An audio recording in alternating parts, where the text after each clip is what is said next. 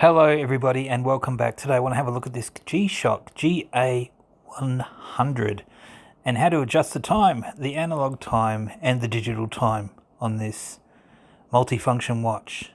This beautiful G-Shock in black with the negative display. We're also going to do a wrist shot. We'll have a look at the backlight and a comparison between some other watches that I do have on hand. On my 7.5-inch wrist, I think it's quite comfortable. So it is a large watch with a fairly big presence. So that's it there. Right, let's get into it.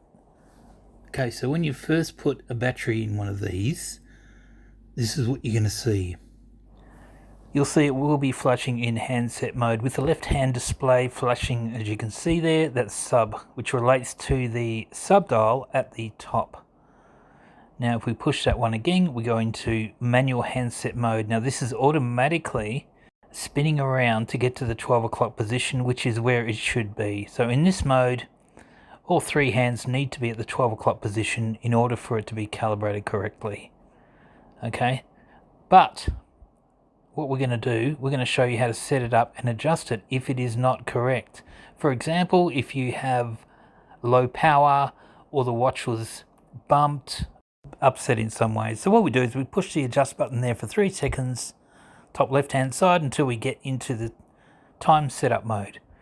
And there we have it, starting with the time zone, Tokyo there. We're going to flash daylight saving off, push the mode button again, and we keep cycling through until we get to the time. There's your hours and there's your minutes. So to adjust that, obviously it's the same as all the other Casios. The right hand buttons will move either up or down to adjust your time correctly.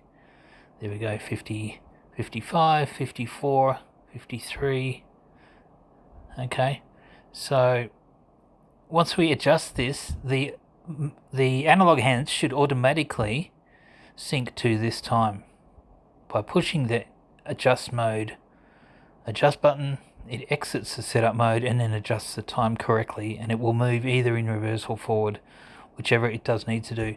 However, if that's not the case and you cannot get this time here to be correct and in sync, then you need to do a calibration of the hands. So you hold this button down here in the bottom right hand side, we'll call that button D. So push this button down hold it down for 3 seconds until it goes into handset mode. There we go, and you can see the sub dial at the top has returned to the 12 o'clock position, and there it's flashing sub, and there's your sub dial. Okay, so that's correct. If it's not, you need to push this button on the right hand side to make sure it is at the 12 o'clock position. The only way to do that is to continually press this D button. You see the little sub dial moving? You just need to keep pushing it until it gets to the 12 o'clock position. And away we go. That's very important, otherwise it will not work. Okay, so that's at the 12 o'clock position. Beautiful, we're done. The sub dial setup is complete. Now we push the mode button and go into the minute and hour setup mode. So this is going to automatically start spinning, and it will attempt to turn to the 12 o'clock position. Okay, if everything's in order. But if it's not in order, then you just push the D button, this one here, until it starts to turn. And that will start spinning, but all by itself until it gets to the 12 o'clock position.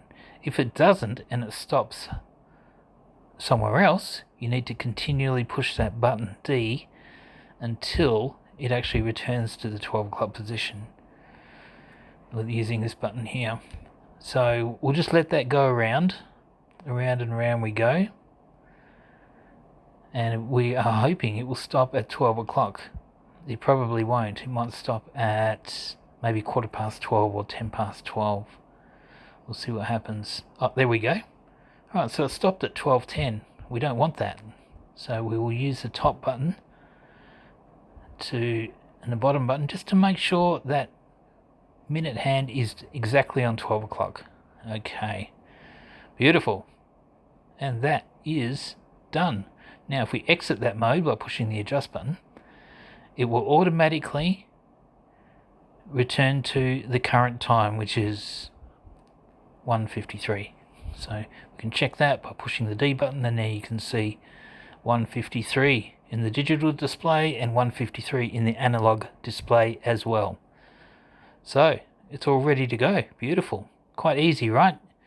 And it's the same when you go into the other modes to adjust the date and the alarms.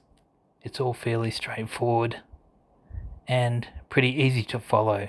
Exactly the same as the functions on this yellow version that I recently reviewed on my channel. Feel free to check that one out too. So this watch is very popular. It is the most widely worn G-Shock, I would say, in my area, particularly in Australia. It's a very budget-friendly watch. There's no solar charging.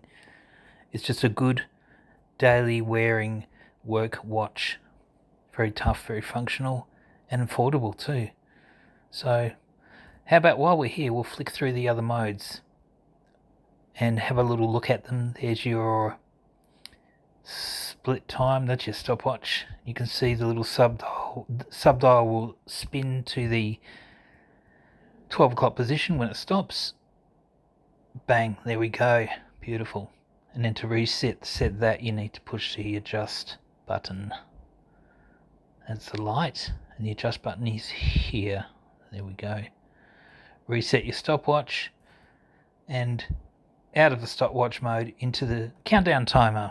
And it's the same story. World time and your alarms. 5 alarms. Signal on and off. And the usual G-Shock digital watch functions. Now, guys, this watch is difficult to read in daylight and at night time. It's difficult to read in sunlight and in the dark. I'm talking about the digital display. It does have a backlight. We'll show you that backlight now. We'll turn the lights down and give you a quick look at what this night light does. It's okay. Put it on. There we go. The standard orange amber backlight that illuminates the hour and minute hand. There's no illumination for the digital display. I guess that's okay. You can see it. So that's your backlight, which does work well. Okay, and a quick comparison between this and the little Casio F91. Look at the size difference. It's huge, isn't it? Like a little baby. It's like this one had a baby, and this is its offspring. It's funny. And of course, another watch, bigger watch, the GX56. There we go. Similar size. A round one, anti-digi, and a square one, solar charging. So they're the two watches, side by side. There's a little baby Casio, and there's your little comparison. Nice. Okay guys, well that brings us to the end of this video. That's how to adjust your analog hands and your time on your Casio G-Shock GA-100.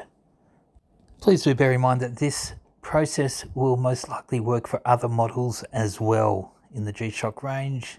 However, there could be differences. So, thanks for watching guys and hanging around to the end. Feel free to click on another video if you'd like to see some more content. And have yourself a good day, and we'll see you next time. Bye for now.